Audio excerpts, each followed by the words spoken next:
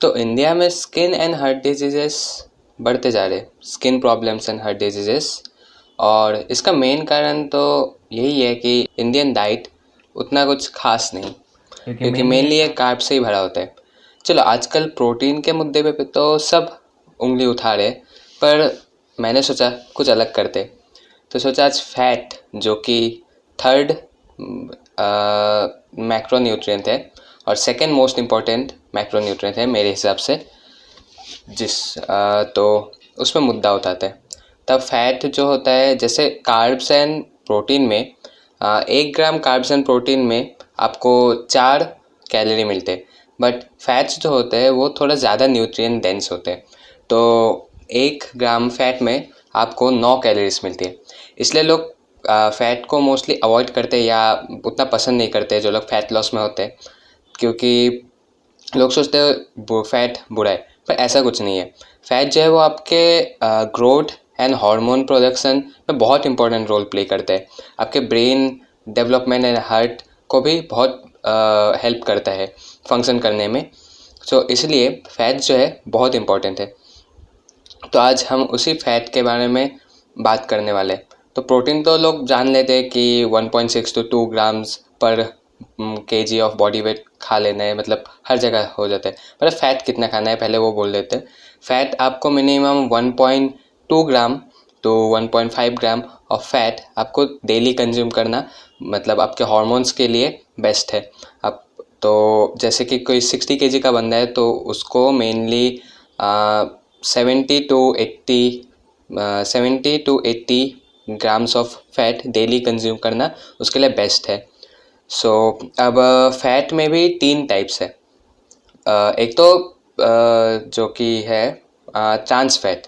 सबसे पहले trans fat जो वो है जो कि सबसे ज़्यादा बुरा और यूज़लेस है, जो कि आप लोग चिप्स बिस्किट वगैरह से कंज्यूम करते हैं, रिफाइंड पाम ऑयल वगैरह से, जो कि सबसे ज़्यादा बकवास है। और ये कुछ नहीं, बस आपके मौत को जल्दी बुलावा देते हैं, आपके हार्ट को और प्रॉब्लम्स देते हैं फंक्शन करने में, और ऊपर से ये आपके बॉडी में इन्फ्लामेशन भी बढ़ाता है, जो कि स्किन प्रॉब्लम्स लाइक पिंपल्स और एक्ने को इनवाइट करता है। तो मैं तो यही रिकमेंड करूँगा कि मैं तो खुद कंज्यूम नहीं करता, और आप भी ये trans fat chips biscuit package products mainly जो कि है कंज्यूम मत कीजिए।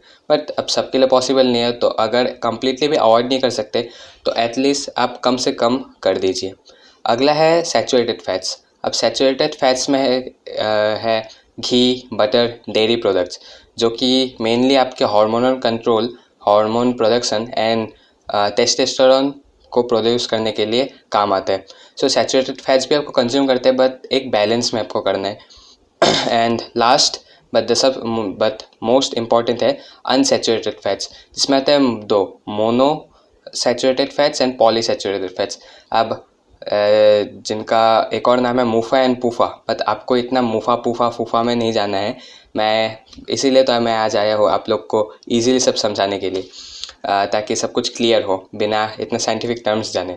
तो मैं इजीली आपको समझा देता हूँ।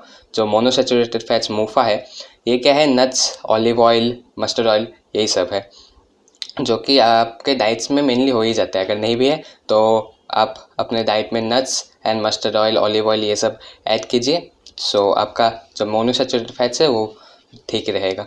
और नेक्स्ट है पॉलीसैचुरेटेड फैट्स पूफा, जिसमें 2 आते हैं, ओमेगा 3 और ओमेगा 6। अब ओमेगा 3 का टॉपिक काफ़ी फेमस है, तो आपने मे भी सुना ही होगा।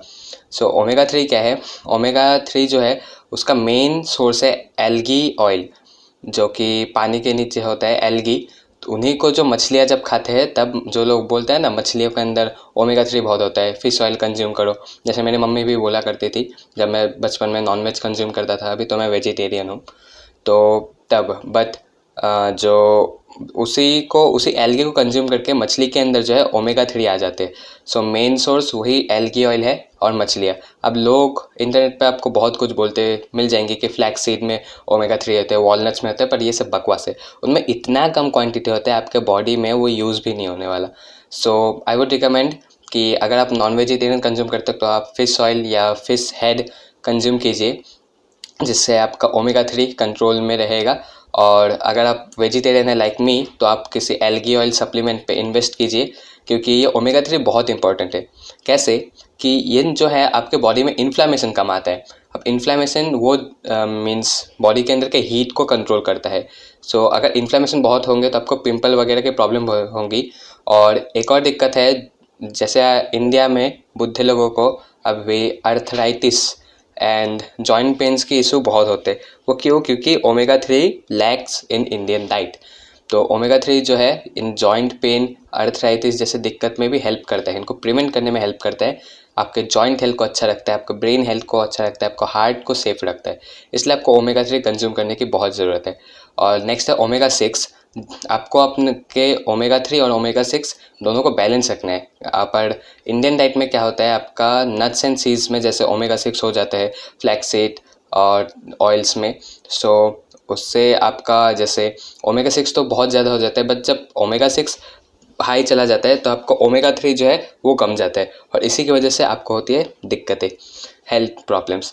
सो आप किसी सप्लीमेंट पे, मैं तो यही रिकमेंड करूँगा, सप्लीमेंट पे इन्वेस्ट कीजिए ओमेगा 3 के लिए। या तो अगर नॉनवेज खा सकते हैं तो फिश ऑयल कंज्यूम कीजिए। एंड जैसे अगर आपका नट्स एंड सीड्स आपके डाइट में तो वो इंक्लूड कीजिए, and oils and but dairy and घी भी। सो इन कंक्लूज़न मैं एक स्टोरी के साथ एंड करूँगा कि ओमेगा 3 के इम्पोर्टेंस को लेके। कि एक बार क्या था, एक मालिक था, उसका कुत्ता था। तो कुत्ता जो था उसका पैर टूट चुका था, और डॉक्टर ने बोला उसके मालिक को कि ये कुत्ता कभी चल नहीं सकेगा। बट उसके बाद कुछ दिनों बाद वो मालिक उदास हो गया। बट कुछ दिनों बाद वो देखता है कि कुत्ता उछलने कूदने लगा, पहले जैसा हो गया। और तब उसने डाउट किया कि ये कैसे हुआ। डॉक्टर ने तो बोला था ठीक नहीं होगा। तो जब उसने अपने पापा को पूछा कि पापा आपने इसको कुछ एक्स्ट्रा दिया था क्या, तो उसके पापा ने बोला कि हाँ, मैंने इसको फिश हेड जो घर पे बच जाता था, फिश हेड वो खिलाता था।